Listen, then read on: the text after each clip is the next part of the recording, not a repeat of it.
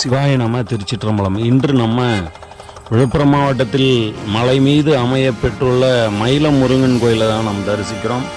எப்போதும் அமைதி நிலவும் மயிலன் முருகன் கோயிலுக்கு வந்து வழிபடுபவர்களுக்கு நிச்சயம் மன அமைதி கிட்டும். இந்த கோயில் வரலாற்றை பார்க்கலாம். விழுப்புரம் மாவட்டம் மயிலத்தில் முருகன் கோயில் உள்ளது. இந்த கோயில் ஒரு சிறிய குன்றின் மீது நெடிய ராஜகோபுரத்துடன் விளங்குகிறது. பசுமையான மரங்கள் சூழ்ந்து இருப்பதால் தூரத்திலிருந்து பார்க்கும்போது அந்த குன்று ஒரு மயில் தோகை விரிப்பது போல் அழகாக காட்சியளிக்கிறது. கோபுரமானது மயிலின் கொண்டை போல உச்சியில் இருக்கிறது. கோயிலைப் போலவே இந்த மலையையும் புனிதமாக கருதி பக்தர்கள் வழிபடுகிறார்கள். முருகப்பெருமானால் போரில் சூரபத்மன் தோற்கடிக்கப்பட்டான். அவன் மனம் திருந்தி இறையருள் வேண்டி மயிலம் வந்து மயில் வடிவ மலையாக மாறி கடும் தவம் புரிந்தான்.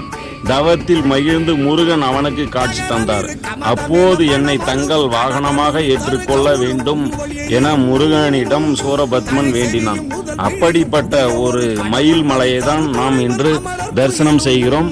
இன்று சூரசம்காரம் முடிந்து 7ஆம் நாள் திருக்கல்யாணம். இன்று மயிலத்தில் முருகனுக்கு திருக்கல்யாணம் 7 மணி அளவில் நடைபெறுகிறது. திருச்சிற்றம்பலம்.